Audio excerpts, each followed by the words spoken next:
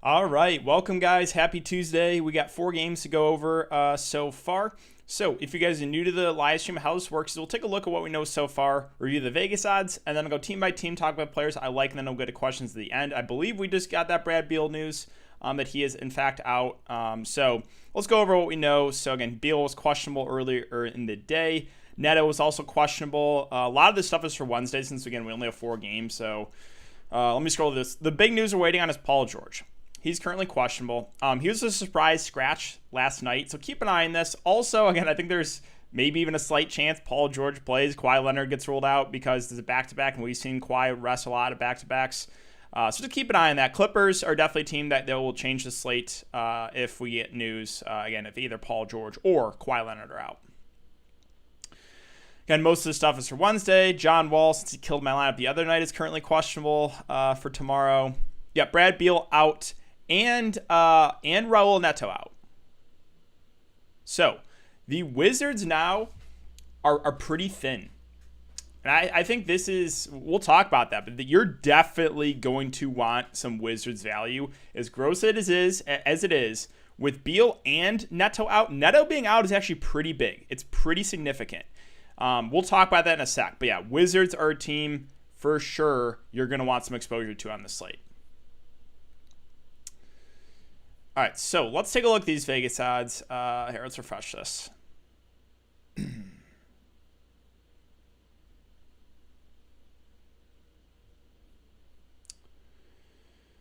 So I think they just took the Washington game down because that Beal news just came. But yeah, 76ers and Nuggets to 220.5 over under. The Nuggets are 5-point favorites. Hawks and Suns at 221.5 over under. The Suns are 6-point favorites. And the Magic Clippers, some blowout risk here, 215 over under. The Clippers are currently 11.5-point favorites. All right, so let's start off, guys, with the first game, and that being Charlotte and Washington. Real quick, though, I guess before we get into it, can you guys, how many have? Do we have 120 viewers, 15 likes? Let's try to reach 100 likes before I end the show. Hitting that like button does help me out a lot as I continue to put out free content for you guys, so really appreciate that. All right, Charlotte and Washington. Let's start with the Charlotte side first. So really good matchup here, and this game is 100% stackable now. Right, we have the spin up in Westbrook, we have the clear value with the Wizards, and now we have a few guys in the mid-range that look decent here for Charlotte. 100% you can stack this game. I think this is my favorite game to stack if you are going to stack one for tournaments. So starting at the top, Rozier and Gordon Hayward at 7-7 and 7-6. Again, Gordon Hayward has really been he's kind of up and down. He's been up and down. He's going to play the minutes. The upside is there, but the floor is also there too with him. And I think people are going to see these most recent scores, 29, 28, 21, and they're going to avoid them. But I still think, again, it's there, right? The upside is still there with Gordon Hayward. He's got 50 fancy one upside. And this matchup is obviously a pretty big boost. So I'm intrigued by Gordon Hayward just for the fact of I think he's going to go very much overlooked on the slate. But again, the upside is there. I don't think I trust him for cash games just because he's been very up and down. Upside, again, for sure there. Now, Rozier has been better since the LaMelo Ball went down. He should get, 35 to 40 minutes. He played 37 against Miami, 44 in overtime, so 39 in regulation. A guy that, is doing a lot more of the peripheral stats now that LaMelo Ball is out. And again, this game's being played at a very fast pace. So like the top 2 stars, well, I guess, I don't love Hayward. I like him for tournaments, but Rozier is the guy I think more the optimal play of those two. Now, PJ Washington is definitely overpriced. Like, there's no doubt about it. He is overpriced in the spot at 6.8K, but he did play 44 minutes last game. So 39 in regulation. He's a guy that can stuff the stat sheet, and if they are going to limit Cody Zeller and Bismack Biyombo like they did last game, then you can use PJ in tournaments. I wouldn't go there in cash games because we don't know, right? Maybe the Hornets go back to Biyombo for like 20-ish minutes and Cody Zeller for like 15-ish. And then, obviously, where PJ really does the most damage is when he plays the 5, which he did a lot in this game, even though he did not do well. But yeah, again, PJ is, I think, a guy that I would look to as more of a play for game stacking. Scrolling down a bit more. So Devontae Graham at 6.1, I think is a pretty safe play. I think we get around 30 minutes from him. I don't think he has as much, or he hasn't really shown it recently. The upside is a Rozier or even Hayward. We saw it a lot last year. Again, haven't seen it much this year. I think he's a guy, again, should play low to mid 30s minutes, safer option, up-tempo game. So Graham, I think, is a safer play in the mid-range. Miles Bridges had a big game last game, but I'm a little bit hesitant here. He played 37 minutes after 28, 25, and 28 the previous 3 games. Also, Malik Monk was not available that game. Malik Monk is playing here. So again, Bridges, risky, kind of feels like it's chasing a bit. You can go there for tournaments if you stack it up. Malik Monk, again, he is now playing in this game. I'm expecting mid-20s minutes. More of a tournament play too because he's super reliant in the scoring. But hey, again, he can get it done. He's just got to hit his shots. And then I'll mention the bigs, right? Cody Zeller, minutes trending way down, basically playing like 10 minutes a game. And then Bismack Biyombo also lost big minutes last game. Went from like low to mid-20s minutes to 15 minutes. So not saying he's completely out of play. It's not a great sign. Again, I'm really interested to see what happens in this game. So I think both teams can go small ball, which I mentioned in the video, where like, maybe they just run PJ at the 5, and then Wizards run like Rui or Denny at the 5, right? Both teams can go small because the Wizards are missing Gafford. Now, we've seen Charlotte go small a lot more compared to the Wizards, so we'll see. Again, I think it's possible that both teams go small, which makes the bigs pretty risky in my opinion. So that is it for Charlotte. Now we got to talk about Washington. So how high owned do you think Westbrook's going to be? It's 4 games. We just saw Malik Monk out. Wow. Okay. That's surprising because he was probable, right? So let me circle back. Yeah, Malik Monk out. Westbrook, Robinson, Avdija, Rui, and Len. Okay. So let's circle back there real quick. So with Malik Monk now out, I think Miles Bridges is a guy that could see more run again, right? He saw 37 the last game. I think Bridges is a little bit more playable. I still don't love it, but I think he's more in play now that Monk is out. And I think Cody Martin, I know it really pains me to say it, like it's just like, oh, it is so gross, Cody Martin. But hey, he played 26 minutes last game. I think we get similar run from him, 20 to 25. He's not a great point per minute guy, but he is priced at 3.6K. So I think he is now a viable punt play now that Malik Monk is out. So that's really my thoughts. Really, with no Malik Monk, I think Bridges is a little bit more playable, and now we can consider a guy like Cody Martin for value. So those two are really guys that can get the boost. I don't think it does much with like the main guys. So yeah, that's what I got there. All right, back to Washington. So again, how high owned is Westbrook going to be? I mean, just went for almost 100 fantasy points. No Brad Beal. I would say 95% owned Westbrook. 90%. 200% owned. Yeah, he's going to be the absolute chalk for sure. Again, cash games, I don't see how you play them, or I don't see how you fade them. GPPs, I mentioned it last slate. I was like, hey, if you're fading Westbrook, you need something crazy to happen. I was like, hey, you need a blowout. You need foul trouble. I said, if that game stays close and you fade Westbrook, you're dead.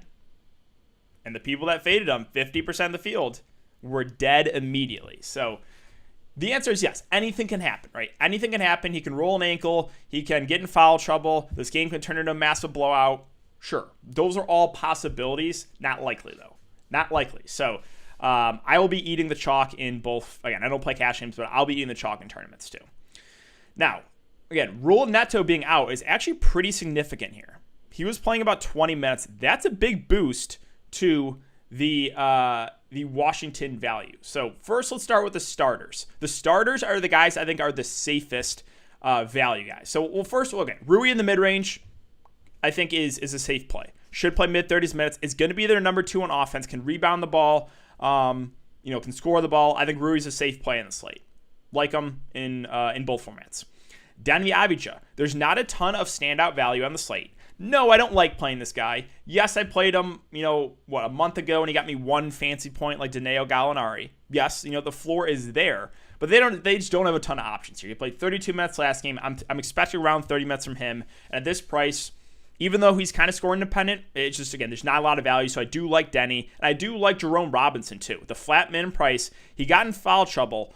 Lost minutes because of the foul trouble. I think we normally get 25 to 30 minutes from Jerome Robinson, so really like both Jerome Robinson and Denny Avdija for value. Now, let me talk about the centers, then we can get to the bench. So, Alex Len, Robin Lopez. Again, there's no Daniel Gafford. How many minutes had Gafford played before he went down? I think he played like 10 to 15. Yeah, he played 15 minutes. Those minutes are going to be split between Len and Robin Lopez, unless Washington goes small, which I think is a slight possibility. So, Alex Len is in play for tournaments. I think he's going to go overlooked in the slate. He's actually a really good point per minute guy. Again, viable. We know it's just the matter of will the minutes be there. Robin Lopez was kind of phased out of the rotation, but with Gafford being out, I think we would get around 20-ish minutes from him. Fair value. Really, again, there's a lot of Washington guys viable. Oh, I can't talk. And then the guys on the bench. So let's start with Garrison Matthews. Don't love the play. He played 20 minutes last game. I think we get around maybe a little bit more, maybe 25-ish with no Rule Neto. So if you want to get really different in tournaments, you can use him. Chandler Hutchins is the one I'm a little bit torn about because he's a low usage guy. Not a great point per minute guy. He had a good shooting game. He only played, I think, like 6 minutes in the first half. So, and also, again, you had Jerome Robinson getting in foul trouble. I'm just not sure what to do here. If he's going to be really popular today, then I might look elsewhere. It kind of feels like a situation of Moses Brown, which I talked about last stream. It's like, hey, Moses Brown, 2 straight big games, right? He went for 50 the previous game. Like, hey, people are going to look at that, and they're going to play him. I was like, I'm not saying Moses Brown is a terrible player. He's not going to average 50 fancy points a game. And sure enough, at almost 7K last slate, Moses Brown was 30% owned because people were just box score watching. I think that's kind of what's going to happen here with Hutchinson, right? He shot 8 of 11. I don't know. Like, he's not out of play, but if he's going to be really popular, I'm fine looking elsewhere. I do think we get around 20-ish minutes, maybe a little more, maybe a little less, but that's one I'm just like a little bit uneasy. If he's going to be if he's going to be really popular, I'm fine going somewhere else. And then I do want to mention Cassius Winston. He's not been in the rotation. He is a point guard, though. Rule Neto, who's out, was also a point guard. Does Cassius get in the rotation? I think there's a chance. And what I know about Cassius, being a Michigan fan, is he's actually a really good scorer. He's a good offensive player. So if he gets about 20 minutes, just a dart throwing tournament. Just a dart throwing tournament. I thought I would mention it. So that is what I got there for Washington. All right. Do we got any more news? And then I got to go a little bit quicker for these next 3 games, but I didn't want to really this game is the most important for sure. So I wanted to spend a lot of time on it. Again, yeah, Biyombo starting. Viable. Again, the minutes are trending down, which is a little bit worrisome for him. Well, so let's go a little bit quick here. Philly, Denver. On the Philly side, again, still no Joel Embiid. Ben Simmons has really been playing just awful with Embiid out. He's going to play big minutes. He can stuff his stat sheet, but he really just hasn't shown the upside. And good defender, but we're not seeing it on the offensive end. Would rather get to Tobias Harris over Ben Simmons. Should play mid-30s minutes. Has been a lot more consistent on the offensive end. Dwight Howard I really like him on this slate. Same situation of, again, people are going to box score watch. They're going to see the 6 minutes. They're going to see the 19 minutes. They're going to avoid them. Well, he got ejected in both games. If he gets ejected for the 3rd straight game, I'm going to lose my mind. But they have no other bigs. No other bigs. Like, are they really going to try to play Mike Scott against Nikola Jokic? Mike Scott, an undersized 4. Are they really going to try to throw him on a Nikola Jokic? Their only chance is Dwight Howard, right? Their only chance is Dwight Howard. Dwight's a good point per minute guy. I think he's going to go overlooked in the slate. I'd like him a good amount there in the mid-range, assuming no foul trouble and no ejection. And the rest of the plays are kind of just, no, I don't think we have to go there. With the Washington value opening up, I'm not going to go there. There's possibly Clippers value too, right? If Paul George or Kawhi Leonard are out. So, yeah, like Seth Curry, Danny Green, Shake Milton, Korkmaz, Mike Scott. No one else in Philly. Denver, it's Jokic for me, and that's about it. And I do like Jokic a good amount. Should be able to have his way against whoever they throw on him. So, yeah, love Jokic at the top. Should play mid-30s minutes. High usage guy. Even with Aaron Gordon in. Again, in 3 quarters, he went for 50 fantasy points. So I'm not super worried about Aaron Gordon inserted in the starting lineup. Jokic is still going to get his. Now, with Aaron Gordon in, though, that kind of, affects Murray, MPJ, Barton. All secondary plays for me, no priorities. I know, it was JaMychal Green that had a big game last game. I think if you play him, tonight, though, you're doing it wrong. You're kind of chasing, right? I think we only get about 10 to 15 minutes from him. Millsap, JaVale McGee was not in the rotation in his first game. Millsap actually played more of the backup 5. But it's like he's 4-7, so he's not out of play, but it's still a little bit pricey. And nothing else I've interested in on Denver. All right, let's see. We're halfway through, guys. Again, one more time, if you could hit that like button, let's try to reach 100 likes before the end of the show. That does help me out a ton. We are at 73. Thank you, guys. What website is that you check your update? Fantasy Labs, you mean? All right, so let's go on to Orlando. Orlando, right? I just don't like talking about this team. Terrence Ross, probable. I mean, he's probably going to be the number one on offense. You can take a shot at him for tournaments. We know, again, he's kind of reliant on the scoring, but they just don't have a ton of options. Again, MCW, I think we get around 25 to 30 minutes. I guess a safer play, but I don't think he has a ton of upside. Bacon had a big game last game, but with Terrence Ross in, I don't love the price there. Like, Chumo Kiki is a guy I think they want to give minutes. I think he gets around 30 minutes either way, so Kiki would probably be the guy if I had to pick one in Orlando. But, again, their center rotation was like a three-headed monster of, listen to this, Wendell Carter Jr., Kem Birch, and Mo Bamba. Can't get much worse than that. Otto Porter Jr. at 5'4", probably plays mid-20s minutes, but again, just like doesn't really stand out. He's also been injured a lot. I'm not paying $5K for James Ennis. There's just not much here. RJ Hampton was a guy I played for value last slate, but even when MCW went down, he only played 17 minutes. So it's not looking like they want to give him a ton of minutes. Also, MCW back, so Orlando's a team I don't have a ton of interest in. Now, the Clippers, this is really important. So this is all about, are you willing to take the risk here and leave some spots open for possibly Kawhi plus value, right? Or the other way around. If Paul George plays and Kawhi's out, Paul George plus value. Because if one of the main two stars are out, then the value gets a pretty big boost. The first guy I think I would look to would be Luke Kennard, because his price didn't really move, right? At 3.4, he started. Sure, he shot the ball well, but it's just a price point thing, right, with Kennard. So assuming he starts again, I think he's actually a really good value play at that price. Terrence Mann has been playing phenomenal off the bench. I think we get about 30 minutes from him. Even at this price, I think it would be in play if one of those stars are out. Reggie Jackson, the concern is, again, he only played 22 minutes, but he's a guy that normally steps up a big time offensively when one of those two Clippers guys are out. I don't love the price in Batum.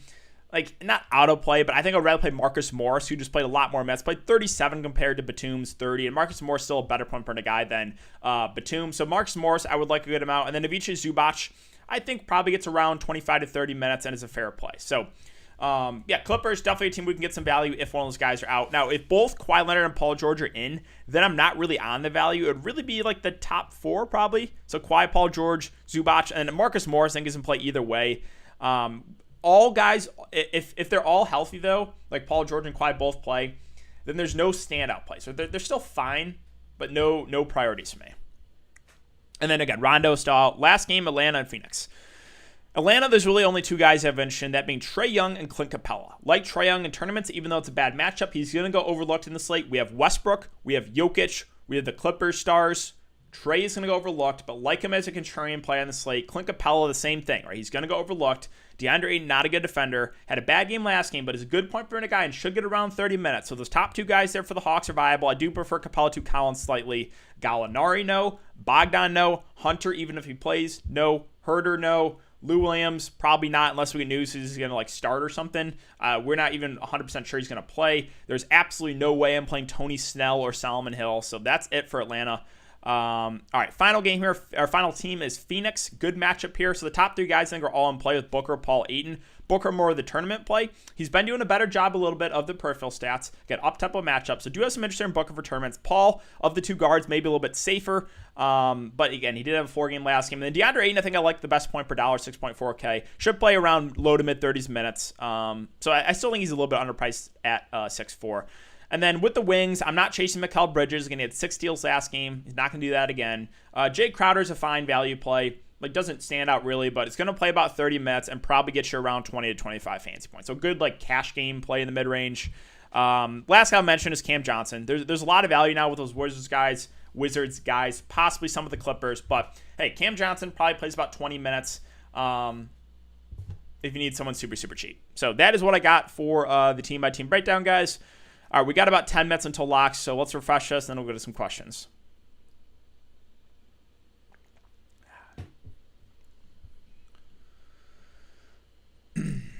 All right. Yeah, Rui or Dwight? I think Rui's safer. I think we know Rui's going to play mid-30s minutes. He's going to be the number 2 on offense. So Rui's safer. I do like Dwight, though, to get a little bit different. Again, I think Dwight will go lower owned. I think they're going to need Dwight. So if you're asking for like a safer play, it's definitely Rui. If you want to take the risk, I think Dwight. But Dwight has a larger range of outcomes, right? He can hurt you, can get ejected, foul trouble. But I do think if like Dwight plays over 30 minutes in this game, he could have a really nice game for his price. So safer option, though, for sure, Rui. Although it's not bad to do. John Collins, I'm not really interested in John Collins. There's better spin ups in my opinion on the slate. I always lean Capella over Collins. I know John Collins has had a couple big games with all three of him, Capella, Trae Young healthy, but normally it's Capella that is slightly better usage compared to John Collins.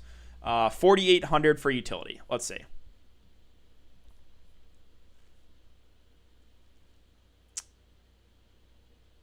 Okay, so 48. No, I'm not playing Danny Green. I'm not playing Herter.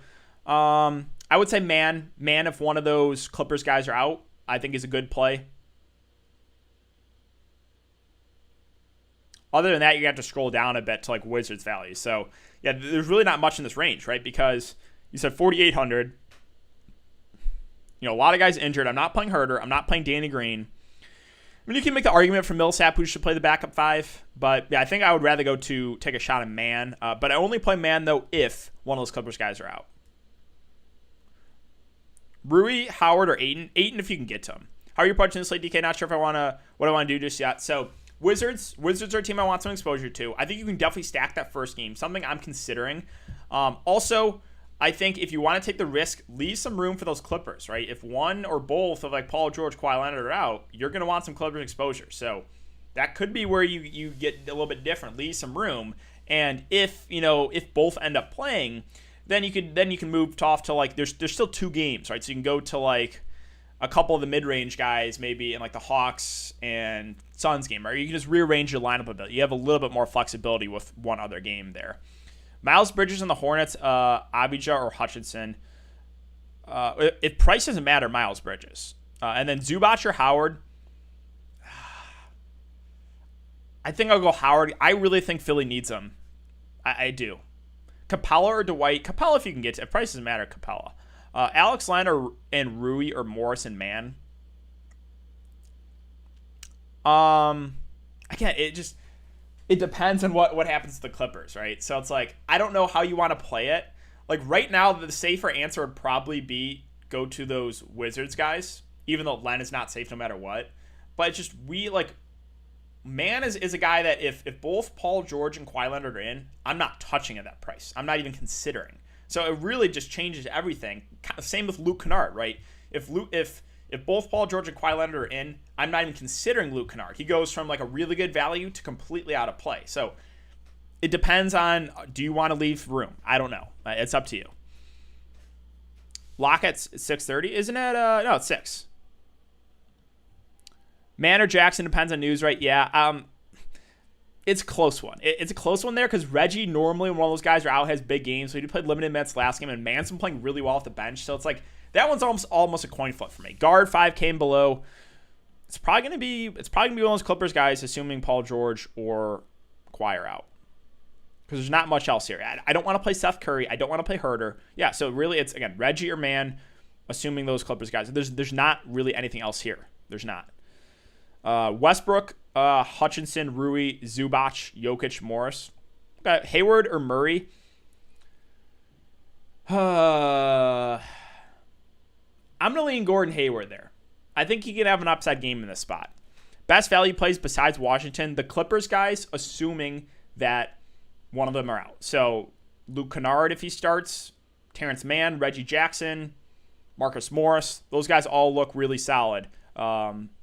So, yeah. Can you play both Howard and Jokic together? Yeah, you can do it. Yeah, obviously there's always concern there for Howard foul trouble, but it's whether or not you're willing to take the risk, right? Howard is a riskier play, but I think he could have a big game today. I do. Hayward or Rozier? Rozier if you made me pick. He's been more consistent recently, but Hayward's going to come in a lot lower ownership. Trae or Paul George if Paul George plays. if Paul George plays and Kawhi Leonard plays, then I'd rather go Trey. If Kawhi is out, surprisingly, then you go Paul George. Hawks-Suns game is complete fade. Hawks are even playing at a slow pace now. There's some viable options. Again, they're all. I would say the Phoenix side are not contrarian, right? I think DeAndre Ayton is in play either way. I think both the main guards with Paul and Booker are viable. I will say the Hawks guys are strictly tournament plays, strictly contrarian plays. Hutchinson or Robinson, I'm going to lead Robinson there. GPPs, Westbrook, Rozier, Robinson, Denny, Howard, Reggie Jackson, Mann, and Jokic. I like it. I like that a lot. I mean, you're taking a risk, obviously, hoping Paul George is out. Jokic or Russ. Rui or Ayton.